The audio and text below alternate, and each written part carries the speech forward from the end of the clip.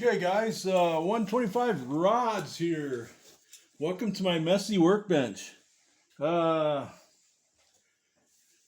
much going on. You know, past couple weeks I did the urgent care thing with my back. Then yesterday I did the emergency room thing with my back. I think I've had like altogether maybe 24 x-rays. No broken bones, so that's good. Now I'm wearing these patches, and hey, if it helps me get around, more power, right? So anyway, we got a cool show today. Got a couple things going on. First of all, the $0 Christmas.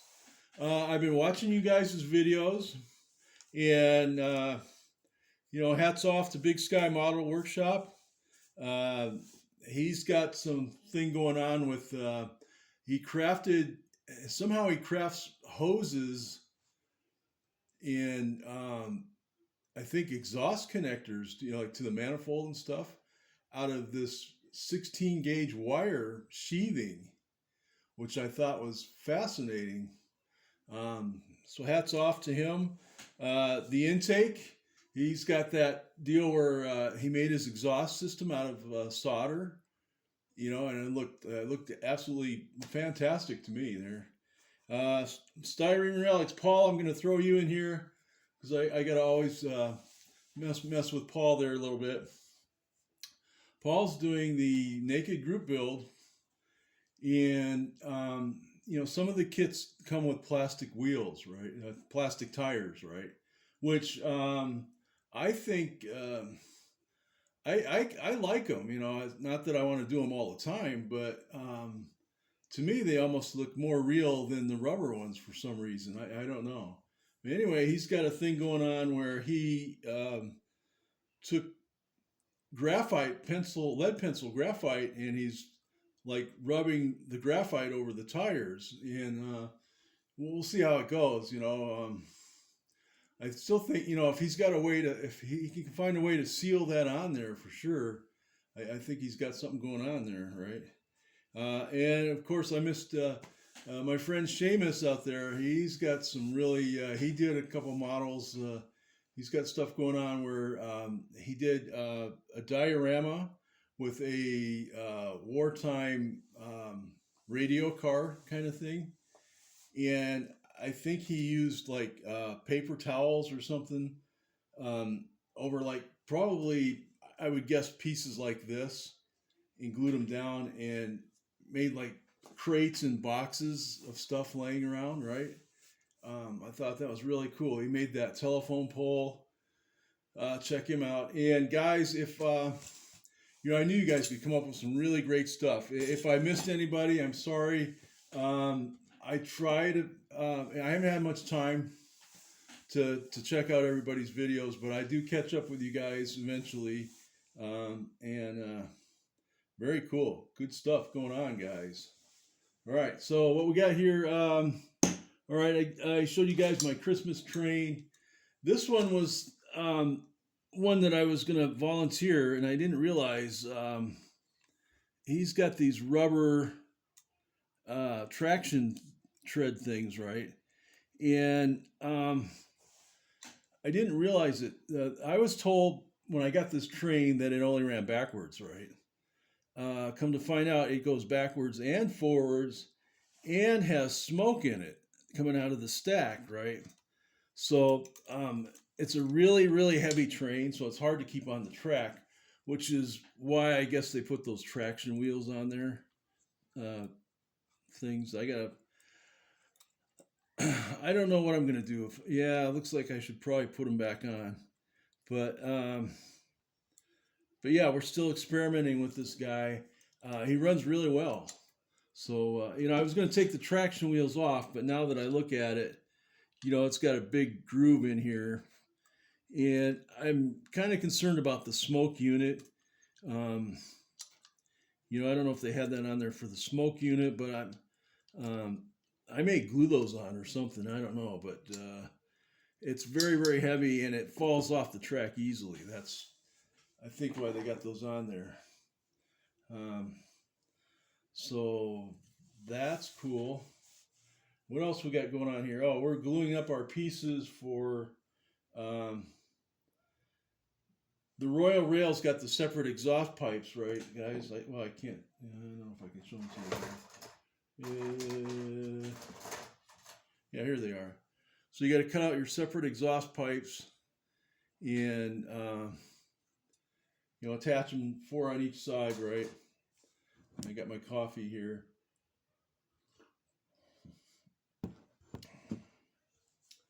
But yeah, so the Royal Rail, I remember I had my wheels glued together, and I ended up taking them apart because if you look inside this really deep dish wheel, right? They've got that outer chrome ring, which is great, but when you put it all together, there ends up being a gap between the chrome ring and the actual mag. So I've been busy trying to fill that up. I don't know if you guys can see that, but there's a spacer that I put in there. So I've been doing like this, right? Put a spacer in there, and then glue on the mag on the other half to try to tie it all up a little bit better. So I'm still having a challenge with that. What I ended up doing was like cutting almost half of this spacer part that I'm using that I found from another model, right? But so we're doing that. So we're getting the wheels. We've got our stacks on the engine here, right? So that's good. That's looking good. We got the engine sealed. What else we got going on? Oh, we got, and I will put links to all the guys that are that I know of there that are doing the $0 Christmas there. Okay, so my next thing is I got Roger Dodger, right? And then so I'm gonna open him up, right? There's something I read. We'll try it out. We'll try out my research on Hot Wheels. Supposedly, and I might have ruined it because I probably pulled the wrong side already, but the guy says if you want to keep the Hot Wheel enclosed and just have the card left, you start from the bottom, I guess, and see how it's like separating, and you kind of separate it like that with the cardboard, and you kind of gently go around. And see, it's not working for me. I don't know how he did that. But apparently there's a way that you can do that. I'm clever enough not to be able to do that. But, I don't care anyway about the cards. But most of the time the cards, they're like this anyway, It's like, well, what the hell? If they're like this, I'm going to open it. I'm not going to keep the card, right? Because I want a decent card. So there we go. There's Roger Dodger. Fairly new. I kind of like that color, actually. That's very cool. All right, so that's the 125 Rod show for today, there, guys. Thanks to all my subscribers. There is one more shout out I've got. You guys got to check this out, and I hope I'm doing this right. I don't have any notes or anything, but. There's a guy, Mark Smith, my good friend, and he does, he's got a layout, and he does what everybody dreams of doing. He collects decals, he collects Hot Wheels, right?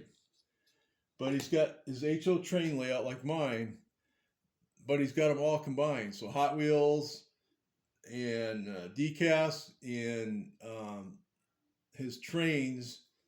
And him and his partner, they do little skits on his layout, and I'm sure you guys have seen it. It's called Fishy Fredville, and Mark's a fantastic guy. I really love him a lot.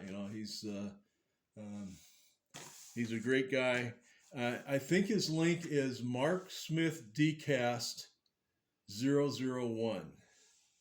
marksmithdiecast001. But I know a lot of you guys have seen Fishy Fredville already, and that's really a lot of fun to watch. He's a great guy. Um, they put a lot of hard work into their layout, and it's for some of us guys that aren't into, that aren't,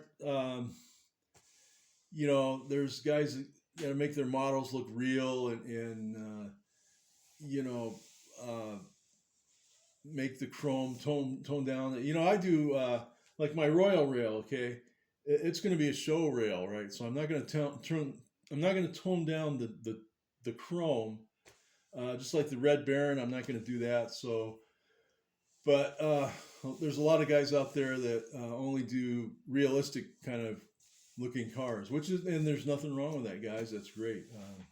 I did get my cards out. We'll see if they come back. I pulled the fast one because I'm too cheap to. I don't want to get a ride to the post office, right? So I ended up putting double stamps on every postcard. So we'll see if they go out. If not, I'll probably get 12 postcards that come back with double stamps and a message from the post office, right? But they keep raising up the prices, and I don't want to mess with all that crap, right? So just whatever. So that's my story. I'm gonna stick to it like glue. And everybody enjoy the rest of your weekend. And 125 rods, and I'm out.